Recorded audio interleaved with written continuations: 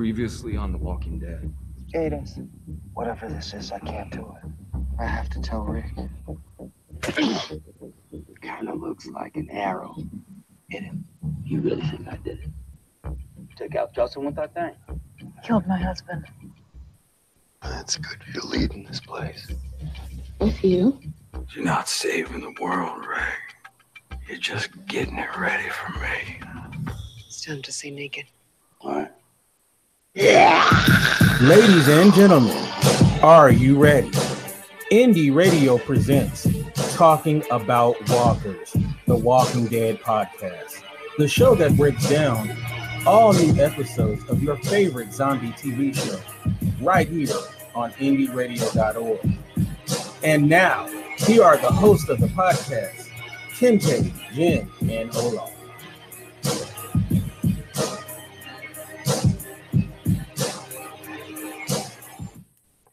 Hello, and welcome to an all-new episode of Talking About Walkers, the Walking Dead podcast. I am one of your hosts, Kinte, all the way live from Los Angeles, California, and I'm so happy to be here with you tonight on this episode 104 of the podcast, Talking About Walkers, Walking Dead podcast. And we have a very good one for you. But before we get into all of that, let me introduce my co-hosts. It's the one and only Jen. How are you doing, Jen? I'm doing awesome. I have to say I'm a little bit depressed. Right after The Walking Dead, they previewed next week's episode as the last episode with Rick. Boy, that was depressing. Yes. It's going to be over for Rick. We're going to talk about that tonight. All right. Also joining us all the way from Atlanta, as we call it the scene of the crime, it's the one and only Olaf Barbosa. How you doing, Olaf? Hey, I am doing fantastic, guys. Like I said, right here in Atlanta, at the scene of the crime, and it's nighttime, so you have to put on your glasses so you can see where you're going. See, it's like you can, and then warn people when I'm coming through. Got to warn everybody that you're coming in, and then give you here's a look at the Atlanta skyline here. That's something you don't see too often unless you're in Atlanta. We're looking. No, it's only 12 stories. I figure I could bounce and come back up again. Come back up. We have Olympic Park here, and let's see. We go over right. Where's my finger at? There it is. We go over here. That's the Coca-Cola Museum in Atlanta. So really good and exciting stuff going on down here. It's been a really good event. A lot of people got to see a lot of old friends and new friends, and it's been a really good time. It's like at Walker Stalker Con this weekend. All right, man. We're all a little jealous of you over there. Yeah, right? Walker Stalker. We are. So I'm on your Facebook. I'm doing a little Facebook stalking you. Mm-hmm. And I see you have some pictures up. What's this one? Zombie Darth Vader? Let's see. My very talented assistant took that. That's the lovely Tamara. That is, I think it's American Wolf. I think it's one of the American werewolf movies. Oh, we know who that is. Yeah. That's the Crypt Keeper. Right. That is the Crypt Keeper. Wow. Yeah, and then let's see what else we have. Yeah, some more of the zombie masks and stuff. So, yeah. Oh, Groot, right? Yeah. There you go. Oh, look at that. Okay. All right, so let's see. We do Facebook stalking you. We have a helicopter. Yeah, actually, Saturday morning, we heard this thing sound like a jet airplane coming in and coming in really low. Look out, and there's one of these heavy lift helicopters coming in, and on the building to my right, I guess I put a new sign on the building. It's probably about a 30 or 40 story building. So this helicopter would pick up the platform or whatever they had from the street, lift it up, hold it in place. There was workers up there that would bolt it on and then started welding it. And they put 15 of those things up there. Wow. So I've never actually seen, one of these helicopter, one of the lifting helicopters come in and actually do something other than on Facebook or on YouTube or like on a TV show or something. So that was interesting. So that's front row seat. But that's not the helicopter? That's not the helicopter from Walking Dead, no. Oh, darn. I thought it was coming to take you to what's next. Yeah. Yeah. What else do we have here? We have that's oh my god. That is the Ghost Rider. Ghost Rider, thank you. And it's like that is a furry. Rick Grimes furry. And look at you in there fighting with the furry. Yeah, I'm trying to see. Ghost Rider is trying to drag off the furry, and I'm trying to help the furry survive. That's kind of Rick Grimes. Yeah, Rick Grimes furry. That's awesome. That's kind of an out of shape Ghost Rider there. No offense. And then it's like Ghost Rider. It's like Glenn was trying to help me out. Ghost Rider got a hold of me and was trying to pull me off my scooter. Hilarious. Who's this? Some of these are great. That would be Ghost Rider, and I believe that young lady actually was one of the actresses that was at Hilltop. Oh, okay. And that would be me. Or Ghost Rider is choking me out. Tam didn't help you from. No, she's like, oh no, you got yourself into it. You can get out of it. That's our buddy, true love for you. Yeah, that's our buddy Lou Temple. I was telling you about him Mm-hmm. getting shot in the head. Remember, I was trying to tell you who that guy was. Mm-hmm. I'm talking about you, Jen. Remember? Oh, that's the guy. Okay. Yeah. That's Lou Temple. He's I met Lou, a couple 3 years ago. Really nice guy. And so we took a picture together. There's should be some other pictures there. There's a pretty girl in the picture.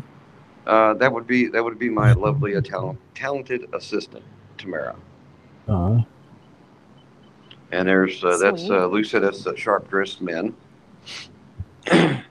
Look at you guys. Look at him. and this is Lou. He calls this the prom picture. So Lou was like, he's making his moves on my assistant, and of course, I gotta stand up and protect my assistant. Look at Olaf, he's about to his ass. Now that's my buddy Chris, Chris Smith. It's like he's the one that was playing Ghost Rider. Oh, nice. Okay. Oh, I like the one I insulted. yeah, the one you was making fun of. Yeah, hopefully he's not listening tonight. Oh, I love this guy, Garrett. Yeah, Garrett. Yeah, it's Garrett. He was right. He was right next to Jenna Elfman. He was one of the people they wanted to be legal. Yeah. Yeah. He missed out on it. Yeah. Oh, Jenna Elfman. Yeah, there you go. There she is. Yeah. Oh, talk about. She is such a sweetheart. Just really super nice, down to earth. Just a real sweet lady to talk to. Yeah. Aww. Yeah, I like her. She's in Fear? I didn't even know that. Yeah, she started out in Fear. Oh, that's Tyrese. Hilarious. We have Negan beating up Tyrese. That's sad. He got the baby with him. Yeah, no, he's got the baby. But now that's heartbreaking. Now, I stepped in, and I'm trying to keep them two from fighting. I stepped in to try to keep them from fighting. I love it. And there's, of course, Daryl being a smart ass. So, but and then Daryl being Daryl. And of course, I have to get in and join him a little bit, help him out a little. Carol. Yeah, Carol. She had some really good cookies. Now watch out for that one. Cookies. Oh God, that's awesome. What else we got here? We got a, who's that young lady? That is Healing for Pulse. Oh, they have rescue dogs, and they train them to work with veterans and stuff. Oh, That's Michonne. That dog's name is Michonne, Oh, and that's so sweet. Michonne was giving me kisses, and the lady sitting there next to her left, she goes like, "Wow, she doesn't do that." I was like, "But all dogs love Santa." hey, they don't know you. You good with the animals. All right, and what's this? Costume Uh, party? it's like that. Yeah, that was the after party Friday night, or no, Saturday night. Look That was like the after party, Eyes Wide Shut. That party. and that's Tamara Oh boy. sporting her fancy little dress, Yeah. looking all special. That's inside the after party. Yeah. Wow, that looks like fun. I know. Now, okay, now this lady right here, that is Michelle. Oh my God, I'll slaughter her last name. No, no, Hemlessy. Hemsley. Yeah, Hemsley. Mhm. She is a hero walker, so she's one of the ones that's been. She's one of the walkers who's been on several episodes and been like. She's one of the ones that gets up close to the actors, like Carl or whoever else, Chandler. So she's what's termed a hero walker. Oh, okay. Because Yeah, yeah. She's a friend of mine. So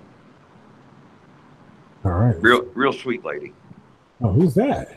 Oh, I'm not okay. sure, but when I saw the legs and the outfit, I just had to have a picture. I want There's a to. lot. There's a lot of legs there, buddy. Let me tell you. Yeah, I Gosh. with her. Okay, this guy.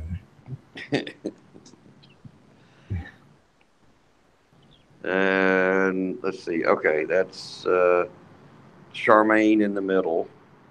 That would be Cat on the other side, and then the skeleton guy on the other side. Oh, look at that. Now, look, see, now this girl was there was two of them. She's on stilts. This is in the after party. She's on stilts, and they were dancing, and so of course I had to get my picture with her. Wow, they were dancing on stilts. Yes, and this gal here was dancing on stilts, and yeah, she was busting some moves. Let me tell you, she was really it's like moving and grooving on them stilts. You take her back to your Listen, room. You may not make I've said this before, but I mean, I'm really impressed by people that can do that kind of stuff because I can trip over my own sock while I'm standing still. Yeah, but yeah, she's like walking around on like 4 foot painter stilts. That's insane. That would be Stan. Stan the man, That's Stan the man with the bullet in his head or rod in his head there. huh? That's really good, man. Mm-hmm. That's really good. Oh wow. Let's see. Yes. Oh, okay, that's the hero. Oh, there's Michelle again. Oh.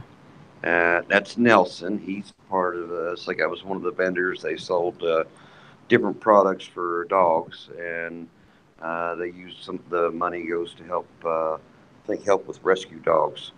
Nelson there was a rescue. Little sweetheart, little kind of nervous, but it's a little sweetie. Yeah. Were those Walking Dead pumpkins? No, they were different. He had like I there's can't like quite see that. there's Spider Man, there's Thor. Beetle. These are they are a polyurethane pumpkin that he carves out with a Dremel. Wow. The guy standing there, he's the pumpkin geek or geek pumpkin, can't remember. That he carves them out, so they never go bad. And he'll do custom work. He can do custom work for you and stuff. Oh, that's impressive. Wow. But geek pumpkin, I think. And I'll get Kinte the information. I can put it up in the show notes somewhere. So if you want to contact him, because he'll do custom work for you. Oh, look at this. This is from Fear. She's from Fear the Walking Dead, right? Oh yeah, that's Denaya Garcia. Another just sweetheart. You know, we talked for a little while. Yeah, very, very pretty young lady. Yeah. Yeah, another deny but spelled differently. Mm-hmm. All right. So, how was the crowd this year? Crowd was good. It's like I think it's a little bit. I think the crowd was a little down. I haven't heard any attendance numbers yet of what the attendance was. Generally, this particular convention, since it's the big one for Walker Stalker, it's a three day convention, and they have a lot of the Walking Dead, uh, people here. Generally, it rivals Dragon Con in attendance in like 70 to 80,000, and I don't know if there was that many this year. I think attendance was down a little bit, or it could have been the way they had the rooms laid out. It looked like there was extra room. It wasn't like packed up solid and like standing on top of each other. So I haven't heard any attendance numbers yet, but crowd was good. Vendors did pretty good, and everybody, no issues or no problems. No major problems. There's no idiots or anything. So it was good. Awesome. And we can't hear you. I'm sorry. It was nice, festive. It was like Yes. good spirits as well. Yep. It's like a lot of interesting things, a lot of interesting people. It was a good time, good thing, good show all around. Now, what about the the Walker Stalker creators? Were they there? Well, no, there's Eric actually retired from Walker Stalker 2 years ago. Right, I remember. Yeah, I remember Eric took he stepped down to pursue his other business and family stuff and everything. And I did get the chance to run into James. He was there with his wife and kids, and talked to him for a little bit, and he's doing good. He's doing great, and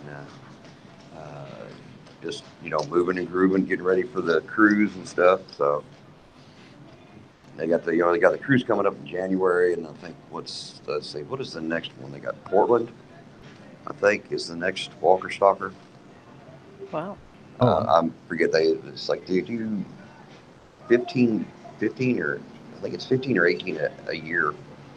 Or so they did have more than that they were doing. They kind of tailored them they combined the Heroes and Villains convention with the Walker Stalker convention, which is really actually a cool thing for an attendee. You have like what is it? I think it's DC Comics, or I don't know. I get lost in that who it is. The comics, but they have like Marvel or DC or some of those the heroes and villains, and then you have the Walking Dead people and some of the Arrow and things like that. So if you buy a ticket to Walker Stalker, you go in the Walker Stalker side, see the Walking Dead people and that. Then the vendors is what actually separates the Walker Stalker, the Walking Dead from the heroes and villains. So if you buy a ticket to Heroes and Villains, you can go through and see those people, walk through the vendors, check them out, and then go over to the Walking Dead side, and vice versa. You go into the Walking Dead side, check them out, go through and check out the vendors, walk over to the Heroes and Villains side. So you could actually get two conventions for the price of one. Wow, man, this thing has truly grown. Oh yeah, really awesome. Yeah. Well, the first one. It's like the first one. First Walker Stalker Con was 2013, and it was in November, I believe. I think I was here. I think it was November, and the very first one, they had 10,000 tickets and sold out. And it's progressively grown. It's like it's like their shows generally bring in um, anywhere from the smaller shows like the 2 day shows. They'll still bring in 16, 15 to 20,000 people. And like I said, this one here in Atlanta is their big one, and it's 70 to 80,000. That's why it takes 3 days. And I think part of what attendance may be down a little bit this year, and I think it's because Andrew Lincoln is not here this year. Right. Notice he didn't come here this year, and normally he's here. So Jeffrey D. Morgan and Norman Reedus, they still had their fans were still here, but Andrew Lincoln's, there was people that bought their tickets and with the intention of seeing him, and then oops, he's not going to be here. So I think that might have dropped attendance a little bit, but yeah, I can see why that would be. Well, that's really cool, and I'm glad that you're having a great time. And a great time. You're about to leave, right, tomorrow? No, tomorrow I'm going to head into Sonoya. I'll go to Sonoya and check out Nick and Norm's and probably have lunch there. They really great restaurant. Go into the Woodbury store and check them out, see what they've got, see what's going on with Alexandria, because it's done that set is in Sonoya. So I'll go check out the walls of Andrea or Alexandria, and see what's going on there. So there'll be stuff on the Facebook, tomorrow. Well, if you can get some video too, that'd be cool. It's like video. I think I could probably do some video. Yeah, it's like if you get looking on my Facebook on my Facebook, I think there is some video of the helicopter, which is kind of cool. But yeah. Oh yeah. Well, it's like I'll tell Tam to do some video on. She's usually the one. She handles the pictures when we're out. So and she takes care of doing the pictures and the posting and all that stuff when we're it's like when we're at the conventions. And yes, I'm talking about you. Yeah. All right, so let's get into this episode tonight. The name of the episode, well, this is episode 4 of season 9, called oh my god, I lost where it was. It was called The Obliged. Sorry about that. I had it right up there and I forgot. All right, so let's talk about this episode. I have a clip, and then let's play the clip, and then we'll talk about it.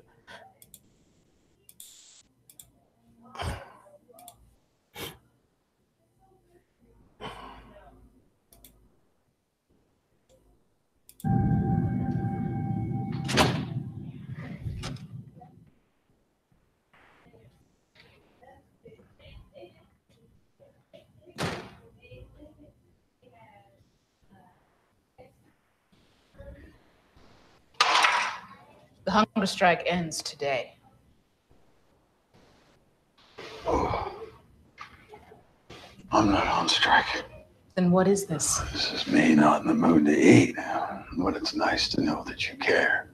We're keeping you alive. And the living eat. So eat, Negan. It's a nice day. I'll be back in an hour. I want that gone. Is that all you got? I got better things to do. You want me to eat? Well, I want you to stay and talk to me. I mean, I'm proof that you're making civilization, right? That's what your boyfriend said, so.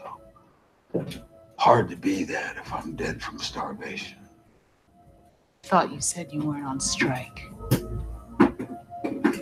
I'm not if you stay and talk to me.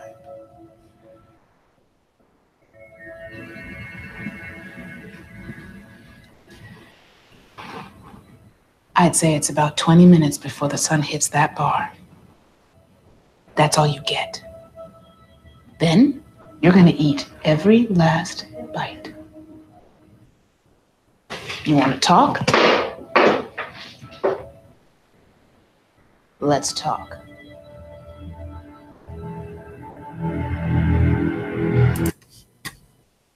All right. So that is Rick and Michonne, and they are. I'm sorry, Rick. That is that is That's the Negan. other guy. That's Negan. That's not Rick. Negan and Michonne, and they are going at it with each other. So I'm gonna start off with you, Jen. What do you think that scene's all about? Why do you think Negan is, taking this approach? Well, okay. So I think this is multi-pronged. One, when you look at the preview that was given to us for this week's episode, what you saw was a throwback to a couple of episodes ago where Negan said, you're just getting the world ready for me. And it seems to me that this sort of showdown between Negan and Michonne has something to do with that piece. I have to say, that exchange was really interesting because of all the characters on The Walking Dead, the ones with the most emotional fortitude, I think, are honestly Negan and Michonne. They are so evenly matched in terms of their temperament, and I don't mean like what the explosiveness of what they can do, or I mean the actual sort of how they approach things. There's something so fortifying about the way that Michonne approaches things in the same way that there is Negan. But I don't think you can talk about this clip without also talking about what Michonne is doing night after night after night, which is waking up and going out to kill walkers. Because specifically, Negan mentions the fact that she's basically wasting away by not being a warrior. And it sort of speaks to this idea that Negan obviously doesn't really know what's going on, but I think it does kind of speak to maybe something that's bothering Michonne too, which is she's really not using what she considers to be her talents. So she wakes up in the middle of the night and she's out there killing walkers, right? Do you guys see that too? Yes. Yeah, because I guess it's, in other words, that's her stress relief from trying to do all this other stuff and run things. She's got to have something to, work off some of the anger and frustration and stuff. So, well, is it her stress relief, or is this Michonne sort of doing what Michonne does? I mean, Michonne is a kick warrior. She is. I mean, there's no way around that. And so when she is studying law, when she is creating sort of new systems for Alexandria for everybody, when she is taking care of Judith, when she is feeding Negan, all of those things are not what Negan is trying to say to Michonne, which is, look, at your core, you're a warrior. Just like at my core, I'm somebody else than you see in front of you. Like, I feel like there was that dynamic parallel going on. They were trying to showcase the parallel going on. And Negan, I think, in some ways, I think Michonne was right. Negan was really thinking, or is still thinking, that Michonne is his last best hope. Why? Why is that? I mean, I've got a number of different theories, but I think in a single or two episodes to come, we will know why that is. That personally, that's what I think. Well, I mean, I think it's what you laid out there. I mean, he sees them as I don't want to say equals, but more or less cut from a similar cloth, maybe not the same cloth. And maybe he feels like he could speak to her because on some level she understands him. Yeah, like he is wasted where he is, and she is wasted where she is. And but Negan's interesting approach always is to try to bring up something. I mean, it's extremely psychologically hurtful way of dealing with stuff, but trying to bring something up that brings up someone else's pain in order to sort of throw them off balance. And what's interesting about Michonne is it momentarily does, but then it goes right back to fortifying and stealing her position when she says, you know what, I live for the living. And I feel like that was really super powerful. That was one of those moments where I actually think that Michonne won that battle. I mean, if we had to sort of have like the debate kind of scale, Negan didn't win that battle. Michonne did. Yeah, you know what it kind of felt like? A little Hannibal Lecter-ish, you know, in a way. Very, You know, like yes. Clarice, you know. It had that kind of motif to it. But Michonne is no Clarice Starling. Let's just say that right off. Well, no, not at all. She's not. But I mean, but you know, let's not sell Clarice short. I know this is not a Hannibal Lecter podcast or a Silence of the Lamb podcast, but Clarice, you know, she was a good character in her own. In the end, she did prevail. But that's true. But I like that, you know, that he's locked in a cage. Like when I compared it to Hannibal Lecter, is he's locked in a cage, but he's still manipulating or attempting to manipulate his captors. You know? Yeah, he's trying. And just the amount of food that he ate just enough food. He took like 2 bites or whatever, just enough to show basically that yes, he has to make a concession, but he didn't eat it all. And it to me that really feels like, see, he's not done. He has not given up his position. He did not completely let Michonne win the fight. Right. Now, I want to play this next clip, and this is Rick and Darrow after they have fallen into the hole, and I want to have a discussion on this. So I'm about to play this clip, and then we're going to talk about it. So here we go.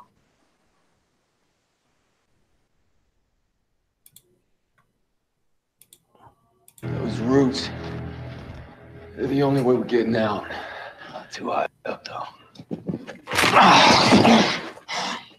God damn it. You set that up, too? And you really laying this on me? You're the one that had to go chasing after her. And just let things be, huh? You know what keeping Negan alive means to us. I know what seeing him dead means to her. Daryl, I get why she can't accept it. I do. Yeah. Her never coming to Alexandria, her hanging Gregory the way she did, I know. I'm not blind. You sure as hell been acting like it. Man, your ass wouldn't even be alive if it wasn't for Glenn. You wouldn't have found Lori. You wouldn't have found Carl. And you sure as wouldn't have found any of us. He did that. Or did you forget? Of course not. I think about it every damn day. Maggie, I hate what I did to her, what I took from her, but it's what I had to do. She's doing what she has to do. What, you're okay with that? Why the hell wouldn't I be? You spared Dwight after Denise, after what he did to you. You mean locking me in a damn closet? Parading me around so I couldn't say nothing? And you got that guy sitting in a cell like a damn symbol. To all them assholes who can't wait to see things go back to the way that they were. Keeping him alive is how we make sure it won't. No. Keeping him alive is giving him hope that it will. So don't talk to her. She came to camp. She was coming around. Yeah, well, she was trying. The truth is, she just couldn't live with it. Just like Oceanside. Oceanside. You saying Oceanside killed those saviors? Hurrah. I'm saying they got what they deserved. You knew, and you didn't say anything. Truth is, I couldn't live with it either. If this doesn't work, if she kills Negan, he becomes a martyr. The war was for nothing. Every person who died for nothing.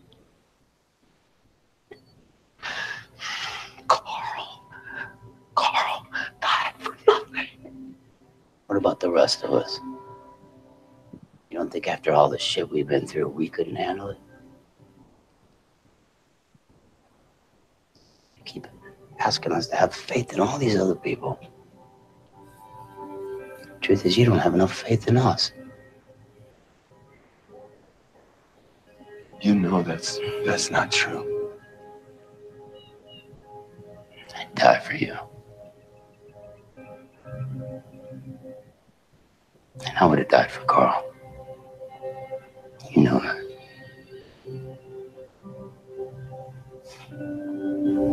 But you gotta hear me.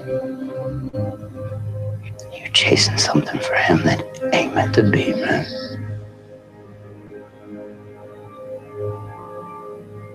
You just gotta let him go. Let him go. I never asked anyone to follow me. I know.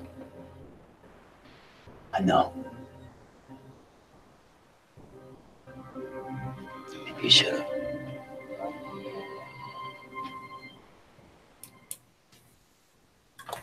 All right. Good stuff. Very powerful stuff.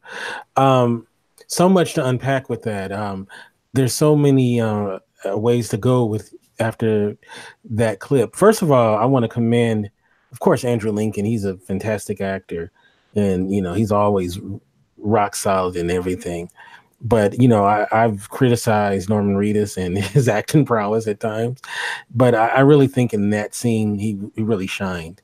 I thought he gave a very good performance, and them playing off of each other was very, very good. So kudos to Norman Reedus and Andrew Lincoln in that scene. But like I said, there's so much to talk about with that scene. I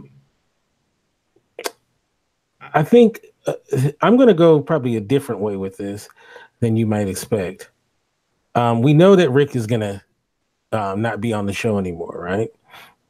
And the word is that Norman Reedus or Daryl will become the main focus of the show. In that scene, we can see a contrast of ideology between the two characters.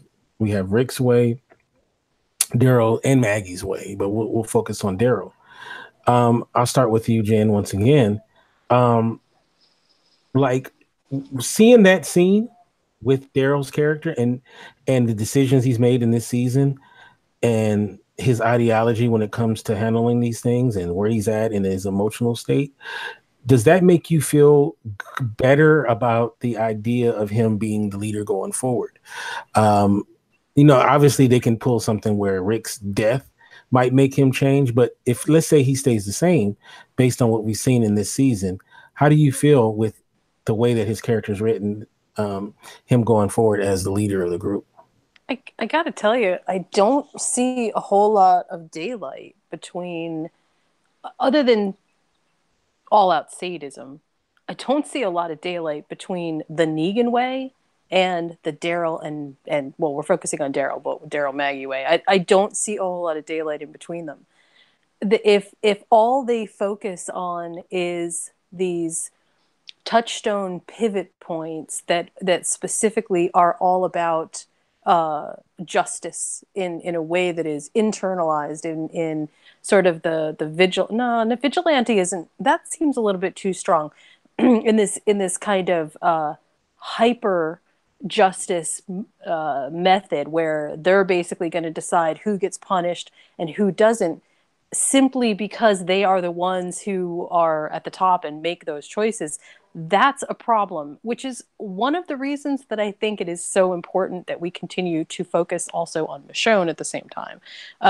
But in terms of how The Walking Dead walks forward with Daryl, that's going to be a bumpy road unless Daryl makes some other changes. Because I have to say, I probably will never not watch The Walking Dead as long as it's on. I'll watch. But I would be very disappointed if what we are left with is simply Daryl in his present state taking on the quote-unquote reins after Rick. To me, that would just feel really, especially based on what I just heard in the pit, it feels very much like what he is saying is everything always comes back to what was done in the past. Like he and Maggie both, but he is still living in the past. He is not living in the present. And I I feel like The Walking Dead they've got to, as a group, begin to focus on what needs to be done, not what has been done in the past. Because if all they're ever going to do is try to right past wrongs, they're going to spend all of their time doing that. And then at the end, what will they have? I mean, I'm reminded of that story about the ant and the grasshopper, but a really dark version of the ant and the grasshopper, where the grasshopper's just running around stomping on all the ants and going, okay, vengeance is mine, vengeance is mine. And then the winter comes and there's nothing for the winter. Well, I mean, there's something really dark and dangerous, I think, about going down this path with Daryl. So that's how I feel about it. Let me ask you this, Olaf. Can you be a leader and lead from a perspective of wanting revenge to enemies that affected you in the past? Is that a leadership style that can be successful? Well, no, because you're focused on the revenge, and you overlook a lot of things because you'll rush. It's like you'll rush in to do something because you want that revenge. So that is not a good model to use for leadership. It'll fail. It would fail in the end. Yeah, I mean, something needs to happen where Daryl becomes a unifier. Because if Daryl's not a unifier, then who does he really have behind him other than Maggie's group? Who does he But actually have behind him? well, see, he's never really had anybody behind him. He's kind of like been the right hand man. He's been the the doer, not the leader. In other words, he's not been in a position that he was making the decisions as far as let's do this or let's do this and this is going to help us and all that. He's not had that position. He's had input here and there for it, but actually being the one that makes the decisions, he's not been the one. You know, I was just struck by one other thought, though, and maybe this is actually a good thought, because I hadn't until just now put it sort of in this perspective. But maybe what The Walking Dead really needs is to go back on the quote unquote road, right? Where, remember how strong The Walking Dead was when it was simply a unit of people who overcame challenges, who, you know, had others kind of come in and out of the group, but it was the group that was sort of a central core. We have now sort of satellite out to well beyond what that original group was. And maybe in some ways, maybe if it is a small group that picks up that rallying cry with then maybe that's something good.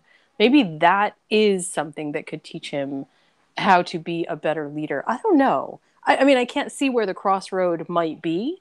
But at this point, I actually think Morgan would be a better leader than Daryl, and that's a little concerning to me. Well, but because Daryl's never been in the leader position, he's never done anything to be in the leader position. That's So true. That's he very doesn't true. he doesn't he wouldn't make a good leader to start with. He could develop into one, but Yeah, he doesn't I'm sorry, he just doesn't have what it takes because he's not had the preparation to be the leader. He's always been the go-to guy when you had a problem. Hey, we need to fix this. Go out there and take care of that. You know, he didn't make the decisions to go do that. He went and did the work. So he's kind of the grunt, if you want to call it. I mean, he's the right hand man. He makes sure the things get done, but he's not the one that comes up with the idea to get it done. Like fixing the bridge. Okay, he could probably come up with the idea to fix it. That's like we need to fix the bridge, and probably figure out how to, the best way to fix it or whatever. But his skills are limited as what he can do, and his leadership is not one of them. yeah. I think, didn't we refer to Daryl at one point as kind of like the Swiss Army knife of the Alexandria team. Like, when you need a tool to get something done, you call on Daryl. And this is in no Right. way a reflection of Norman Reedus's ability to No. portray a leader, because oddly, I think that capacity may actually sort of be in there. But I do think that it's going to take some writing finesse in order to elevate the character to a position where that would become a plausible reality. Because at the moment, I think you're absolutely right, Olaf. He is much more of a tool, of a grunt in sort of the frontline action against everything.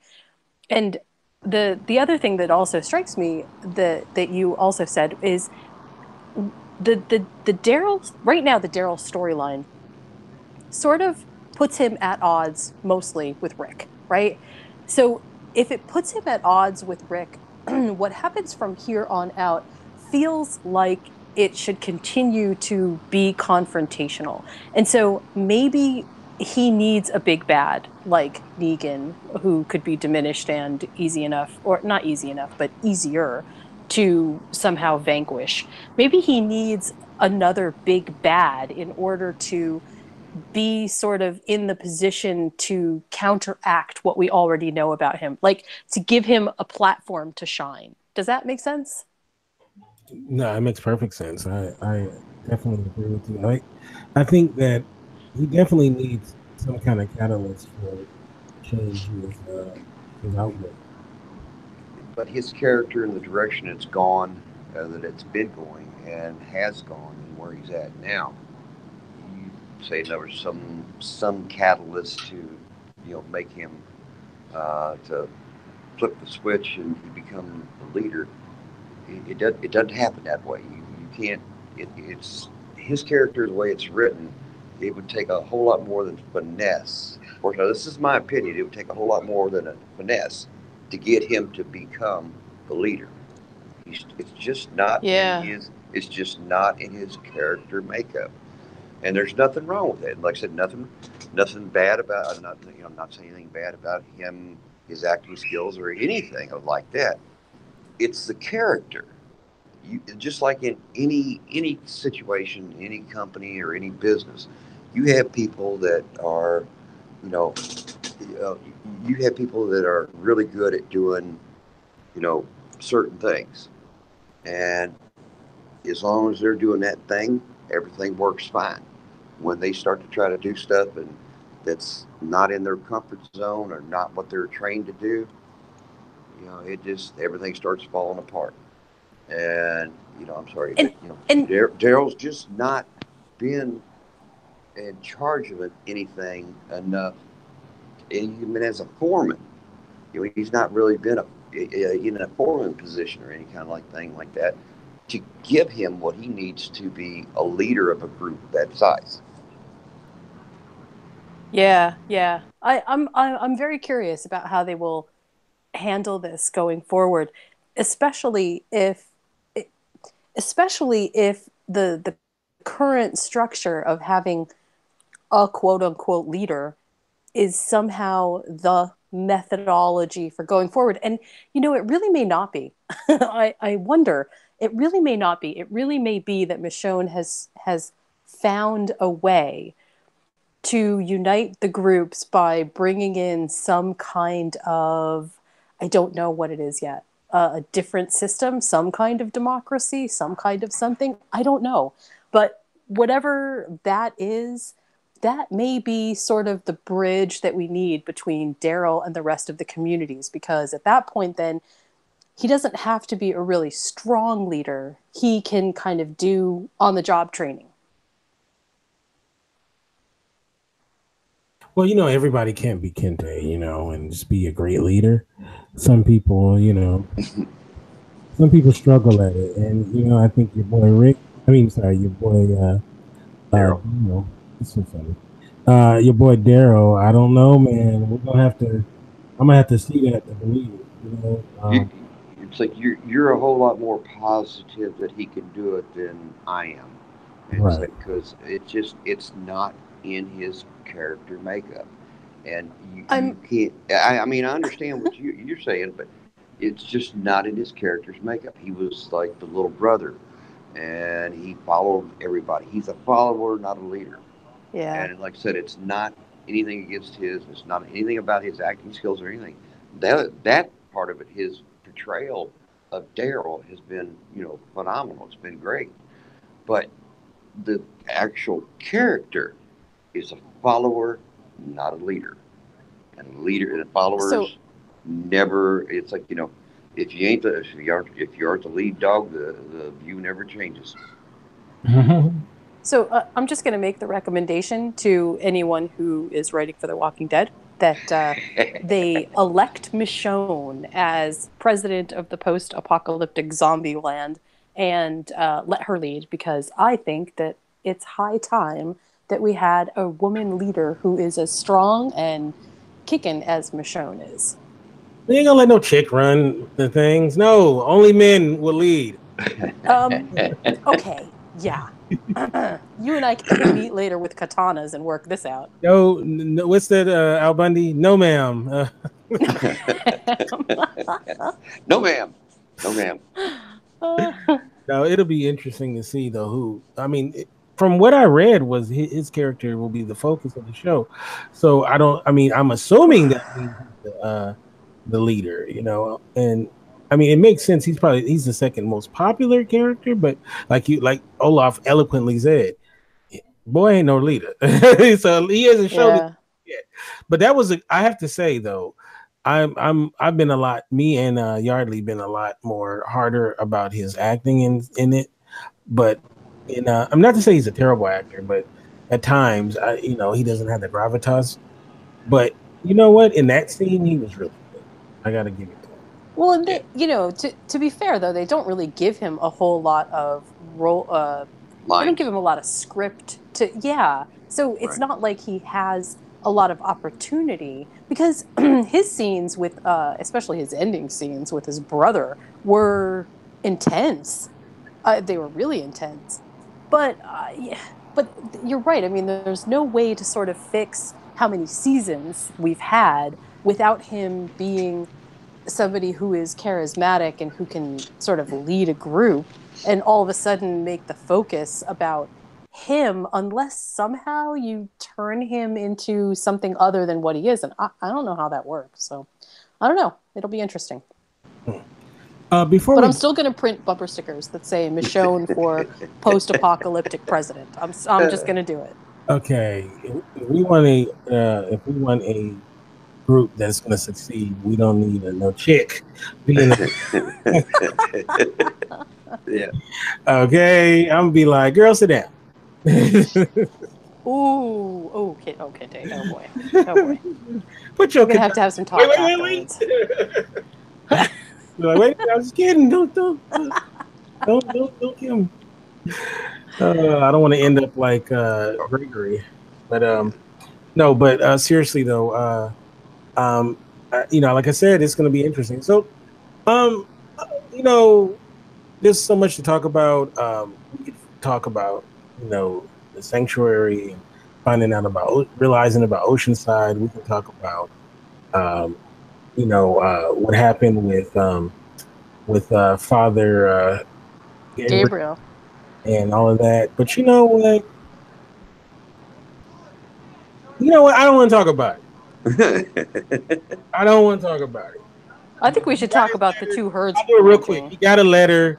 It said some stuff, blah, blah. And they pulled a gun on Carol and, whatever. Took some keys. Let's get to the thing that people care about. We've been bullshitting the whole episode. My fault.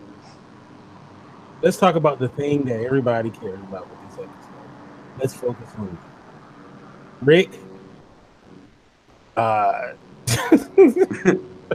Rick, who has been this awesome character, great character, everybody loves him, gets kicked off of a horse and basically impaled by some rebar, and that looks like that's going to be the death of him in some form or fashion.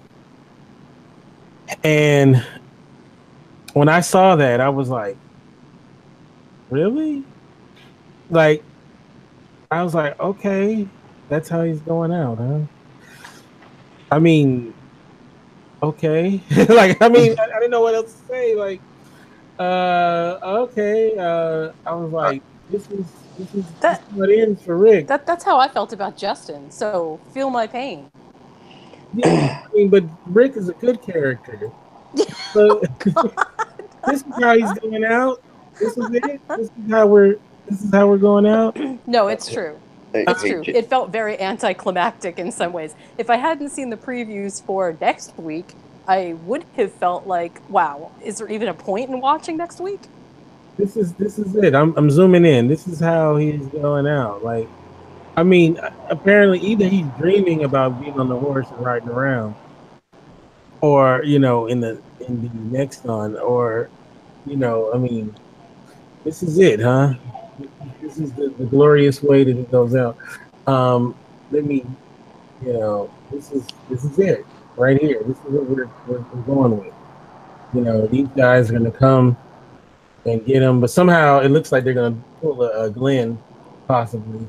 He gets out of this madness, and then he ends up on a horse, I guess, bleeding, unless he's dying or something. That's what it looked. Yeah, I can't tell what is going on. Look, I really hope that they do not do the whole dream thing again, because that was miserable every time that they've done it. Just don't do that. Where he's like having some kind of dream, like his life is flashing forward instead of when how you see your life in reverse. Like you have like at the end of your life you see everything that you've done and stuff, and instead of that you have a flash forward where you like imagine all the things that could be. I really hope that that's not the plot mechanism that they're using, because I would not like that.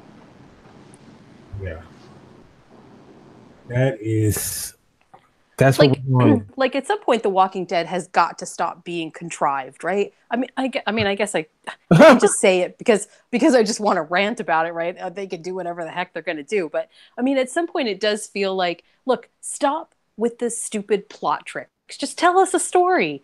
Forget all of the goofiness and all the oh, but was it really? Or ooh, could be this little mystery. Like, I just tell the story. Don't. It's like I hate all these stupid. Bad. It's like it's trying to be Breaking Bad. Yeah, right. Like, and we don't need that. We don't need that. It's scary enough in this world. No, I don't know. I mean, I don't know how to feel about how that ends. But I mean, I guess we can't really speak on it until it happens. It happens, but yeah, we'll see. I will be very curious as to what happens with the ratings after next week's episode. Yeah. I do feel like there's a lot of people who are holding on to the end for Rick. And then, I mean, I've heard a lot of people say, once Rick is gone, I don't really want to watch the show anymore. It's not about not wanting to watch The Walking Dead. It's about the whole identity of the show is Rick. And I kind of understand that. I do. They said that. I really do. I can They've sympathize. said that about Daryl, though. I bet about Norman. It's like if Daryl dies, rewrite it. His. But I don't think that Daryl has as much of a. I mean, I feel like Daryl has a vocal fan base, and some people can be very vocal. But I get the sense that Andrew Lincoln is sort of the heart of the show. So while you can sort of screw up a little bit with some of the good looks of the show, taking the heart of the show is going to be harder to come back from. And I don't, once again, I'm willing to entertain hopeful optimism here, but it's going to be a hard road for them. It's going to be a hard road for the fans to come back from this. Yeah. We'll see. We shall see. I don't know what else to say. We'll see what happens. Daryl did make a really interesting point at the end where he told Rick, look, lead them over the bridge. Because if you lead them over the bridge won't hold. And we went through great pains with Eugene saying, there just isn't anything else that we can do. The structure is, it's not stable enough and all that. It does seem to me that the bridge is sort of a symbolic point that once the bridge is gone, if the bridge does indeed fall, that really is the end of Rick. That, in other words, like that the bridge is the symbol of the communities being all together under Rick. And if the bridge goes, even if it is in service of getting rid of all of those walkers, it also signals that that's the end of Rick. It's the bridge over the river Kwai. It's the bridge over the river Why. Now, I threw that in there because that's your favorite movie. Yes, and thank you for shouting out to that, because you're absolutely right. It is. Yes. All right. With all that said, we will see what happens next week. I'm sure we'll probably be playing Boys to Men. It's so hard to say goodbye. And, we will be pouring out some liquor and all that good stuff. Well, Olaf's like, I ain't pouring out my good liquor. So I'll have tequila. So okay. I have to get that cheap stuff. So I can pour it out. I'll pour a little Big Red for him. Oh, there you go. I feel like for the death of Rick Grimes, though, we should do some Southern Comfort. Yeah. That'd be better fitting. Yeah. All right, so let's start off with you, Jen. How can people get you in social media and all that good stuff? They can reach me on Twitter at followingbliss1, and you can reach me on the web at moviesmakethemeal.com and criticallaughs with 2 L's.com. 2 L's. All right. And what about you, Olaf? How can people get you on social media? Well, you can follow me both on Twitter and Facebook at Olaf Barbosa, but just don't stalk me too close because I do get nervous and I do have an itchy trigger finger. All right. All right. You can get me at Kinte F on Twitter. Kinte Ferguson. That's KINTEFERGERSON on Instagram. And you can go to our website at indyradio.org. That's INDYradio.org. And we'll be back tomorrow on Indie Radio for an all-new episode of Men and Women Talk, the Mars Venus show. We'll be talking about alternative sex lifestyle. So it's getting freaky on the show tomorrow night. So I think you guys will enjoy that. Also, this Tuesday night, we will be doing the review of the upcoming episode of Talking Mayans, MC. So, and we'll be doing that a day earlier, the night of the airing of the episode, because I think around, what did we say, around 8? So, well, it comes on at 7 Pacific, so I guess we'll be like 8, or it depends on how long the episode is. It's an hour and a half, maybe like 30 minutes after the show go off. If you know. We'll play it by ear. So whenever you're ready, we'll just go on air. Sounds good. And okay, so we already did our spotlight this morning. So because this Wednesday is Halloween, so we didn't want to compete with the Halloween holiday. And I know that Jen is going to be hitting the streets trick or treating and running amok. So I didn't want to try to ask her to, in between that, do a podcast. So, yeah, watch out. It's going to be really scary. I'm going as a stressed out mom. Oh, no, wait. I actually don't even have to dress up for that. Oh, wow. Okay. I'm good. All right. So with all that said, you guys have a great week. Have a great Halloween. And we will be here next Sunday for an all-new episode of Talking About Walkers, the Walking Dead podcast. You guys have a great weekend. I mean, weekend's over the week. God bless. Thanks for listening.